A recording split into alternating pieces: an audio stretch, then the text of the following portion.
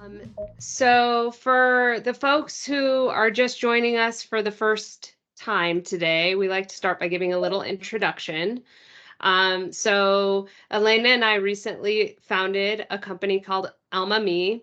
Alma Me has a mission of helping PhD students make the transition from academia to industry. We know that it tends to be a period of time or a transition that can be highly stressful, filled with anxiety, filled with stress, filled with self-doubt.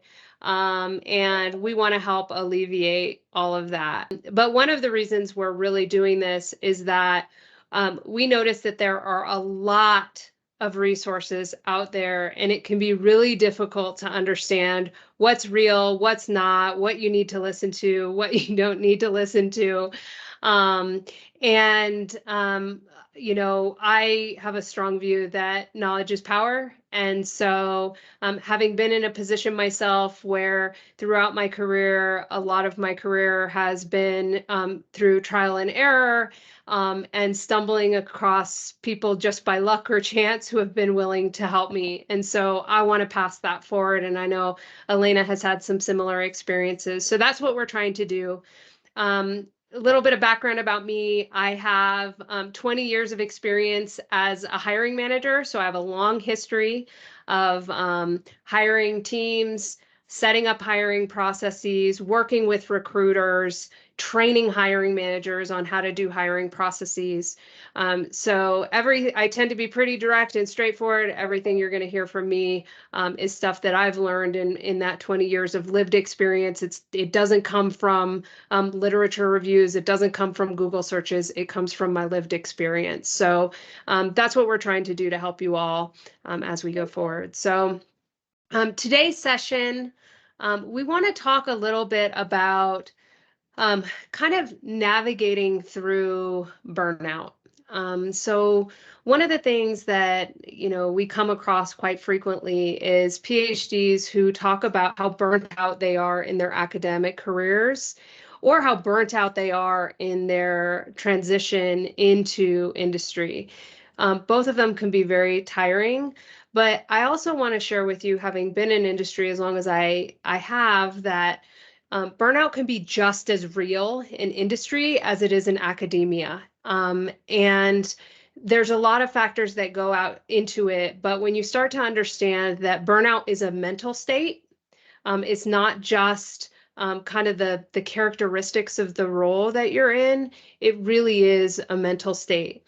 And so as you're thinking about transitioning into industry, it's really important to understand how you're intentionally designing your career and your career path so that you don't fall into a similar cycle of burnout. So, little other fun fact about me, I have my master's degree in marriage and family therapy. So I have a pretty deep background in understanding some of the psychological things related to things like burnout, underperformance, those types of things.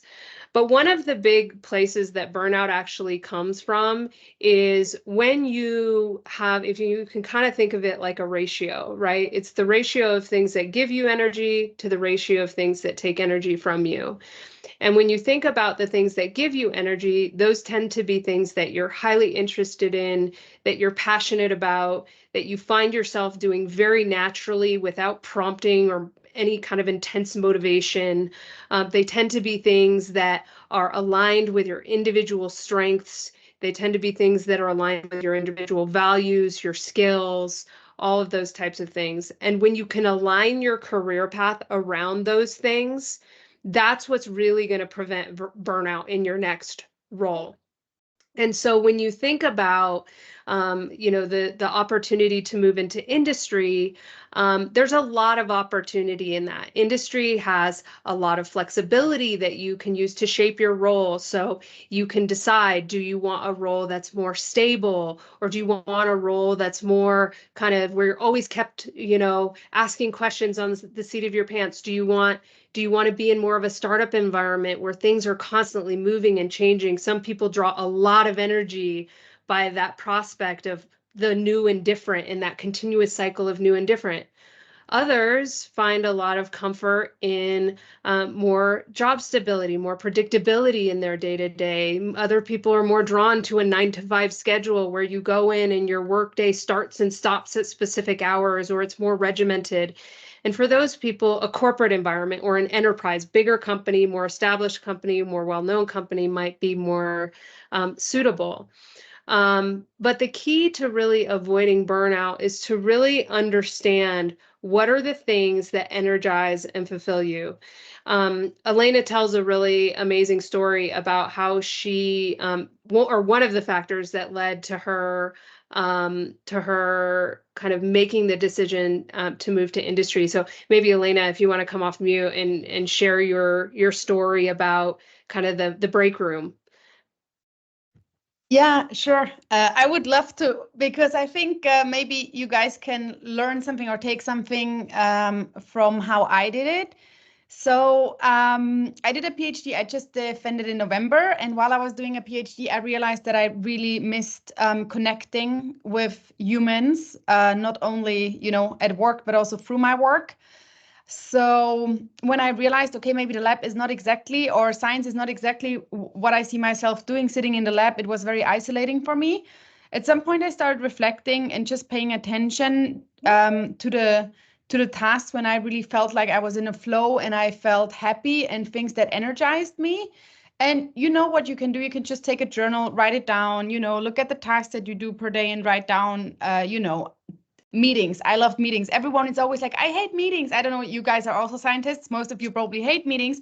And I never understood why everybody hated meetings, because I love meetings. And, when I started, I was like, why do, it was like something where I started reflecting, why does everybody hate meetings and I love meetings? And I realized, because this is really where I can live a lot of things that make me happy, which is being in a room with people, working in a team, being able to present.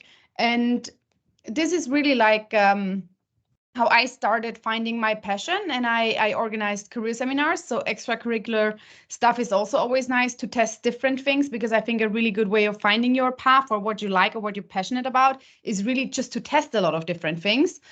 And I thought I love speaking. I love working in teams. I love helping PhD students. And I was like, what can I do with this career? And I also had an entrepreneurial spirit. And this is how I was like, I should just think limitless and out of the box. And this is what I did. And this is how I met Angela. A lot of networking went into meeting Angela, actually, to come to that point that we're sitting here together today. But basically, it's just like, and I love what we do now. I live so many of my strengths and the things that fulfill me and energize me. And it's, this is how I found my passion. And it doesn't mean it's always all very happy and rosy. You also have your ups and downs, but overall, I find meaning in the work I do, and it gives me a sense of fulfillment. Yeah, and that's my story. And I think what you're talking about, and Elena, when you've talked to me about this previously, one of the things that you said to me that I've just like, I could only like just giggle at it, because you can really find when somebody's finding their passion when they tell you something like, I found that I was having more fun in the break room than I was having in the lab. And so when we talk to people and I hear PhDs say, well, I'm at a point where I'm just going to accept anything. And then that's where I typically know they're about to hit a downward spiral where they're not going to be able to get any jobs. Because when you design your career and when you decide your career path with intentionality, that comes through all the way through the application and hiring process. So starting with your resume, I can tell, because you are positioning your passions and your interests and your experiences in terms of those aligned positions. And I can tell from the language that you use and kind of the experiences that you bring up that you really understand your stuff and how it applies. And so I think the first step in taking the leap from academia to industry is really remembering that you're in the driver's seat of your career. You're the CEO of your career search. So you want to make sure that you're designing it with intentionality. The second piece of taking the leap is really to understand your strengths. So one of the things that we all know about PhDs, hiring managers, recruiters, is that PhDs have a superpower that has come from their academic skills. But what I often find that PhDs do in their resumes is they overemphasize the academic achievements. And so, if you start to think about your academic achievements, it's important to understand what are those attributes or what are those things that actually enabled you to achieve those things. So, it's not the achievement itself that's important. It's the tools that are in your toolbox. It's things like critical thinking, analytic skills, work ethic. It's your ability to adapt and innovate and be a problem solver. And those are all really qualities that are in high demand across industries. But if you just tell me that you created this great algorithm, that doesn't tell me how that applies in my business. That doesn't tell me that you've got a tool unless I need that specific algorithm in my business. The third step that we want to bring up is this idea of building bridges. So networking is the most important thing that you can do as part of your job search, because networking networking isn't just about finding job opportunities. So sometimes I see PhDs when they're trying to build their network, they go out and they say, hey, I see you're a hiring manager. I saw that you have this job. I applied. Can I talk to you? That unfortunately is not a great way to network in with a hiring manager, because everyone likes to build relationships. Most people like to feel like they're helping people. And if you start by asking for something before you give something, and when I talk about giving something, giving to your time, giving space to build a relationship, that's part of building that network. And so really understanding, how you can, not really understanding just how you build relationships, but actually taking the time to build relationships, because when you give first, you tend to get a whole lot in return. And so Elena and I can't tell you how many questions that we get every day where we get somebody reaching out saying, "Hey, can you help me?" And that's the first question out the door before even establishing a rapport with one another. So it makes it very difficult for us to help because we don't know specifically what people need help with. So it takes a lot of time to do that. And we do that for a living, so we're happy to do it. But on the other side of it, when you're doing that with people, it can make them feel like they're a commodity and like they're not a human. So it's really important to take the time to develop your network.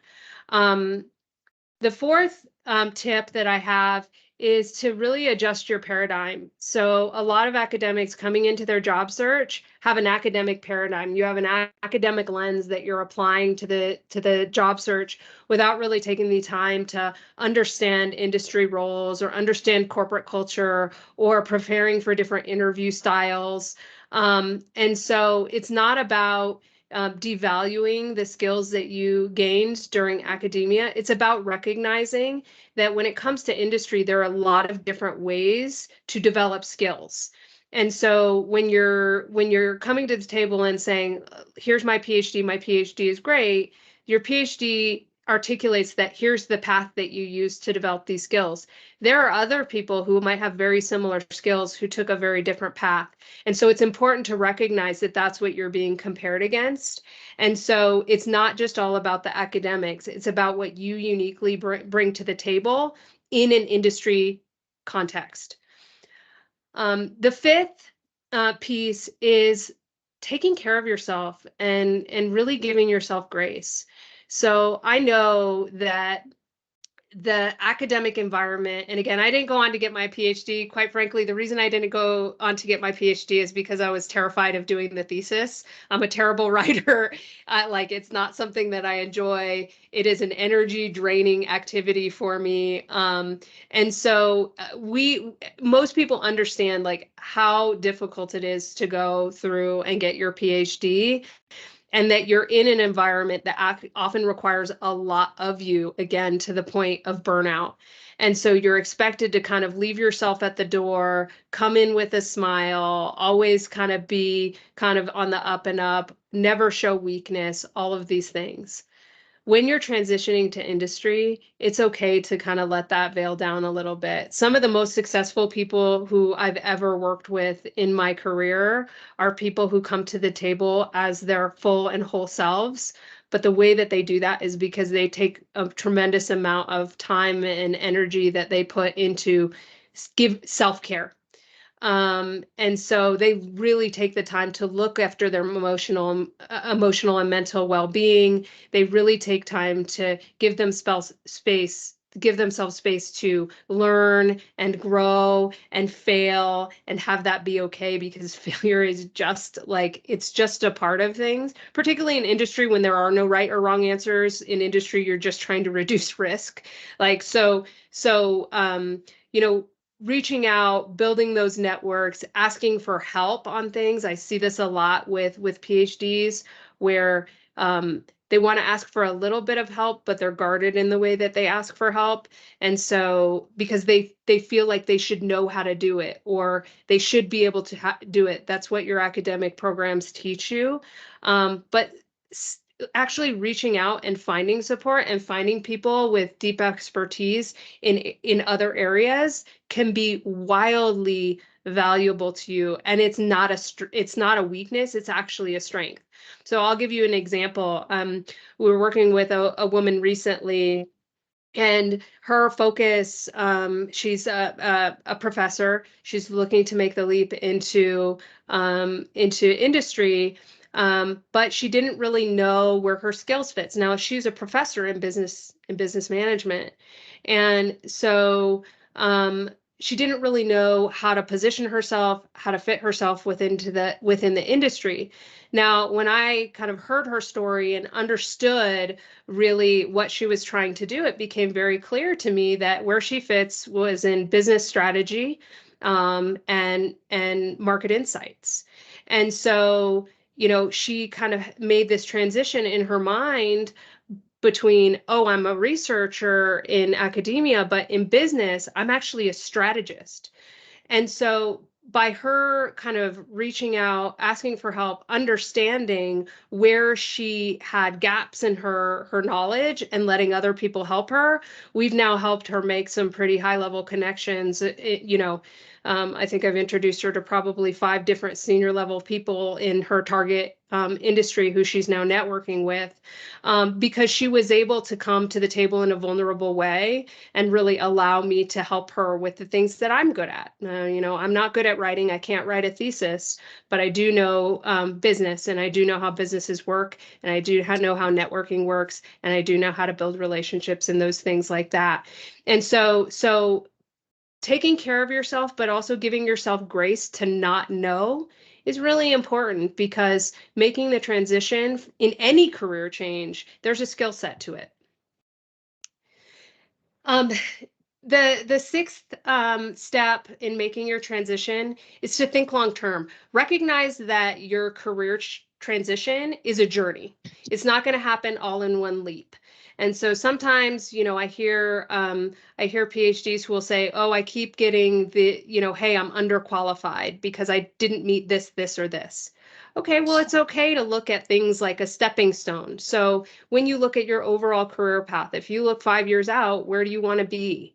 And one step forward is still a step forward. One step towards that end goal is one step towards that end goal. And so it's okay to not make the full leap all at once into your end game. So staying open to opportunities that, might not be your total end goal, but are just one stepping stone on the path, that can help you adapt and learn and get acquainted with the industry landscape, that's perfectly okay as well. So don't just think about this as a job change, think about it as a journey. And when I say journey, it's not a sprint, it's a marathon. So step by step, pace by pace, you'll get to where you want to be, but don't feel like you have to do it all at once.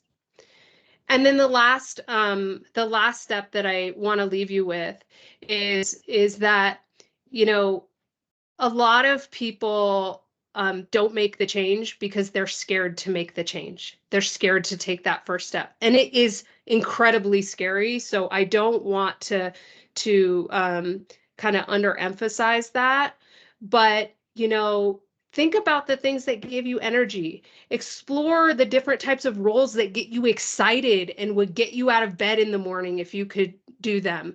When I get out of bed in the morning, and I think Elena feels this way too, given that we're on, it feels like we're on, coming up with thoughts and ideas on how we can better help at all hours of the day and night. And I know I'll wake up in the middle of the night and send a note to Elena, and she's like, "Why are you up? It's like 1 o'clock in the morning." And then she'll do the same thing with me. But it's because what we're doing gives us so much energy and we're so excited about helping people. So when you think about your career path and your career ideal, think about the things that just get you so excited that it doesn't feel like work. It just feels like another opportunity to be you. And those are the types of jobs you want to be pursuing. Find other industry professionals, network with them. Networking, it can be a little bit of a sketchy word because it implies this big thing. Networking is about making friends. It's about making friendships in your professional communities. And so connect with other people. Take that step, take that dive. Most people are going to be kind because most people don't want to be jerks. So I'm going to leave you with this. If you're in doubt about whether you should or whether you shouldn't, I would say just freaking do it. So we have a term in industry, we say JFDI. JFDI, just freaking do it. And then you'll see what happens. And know that if it doesn't go your way the first time, that's not an indictment against you, that sometimes it's just a redirect. You weren't kind of going about things in the right way. It's not about you personally. It just is an opportunity for you to learn.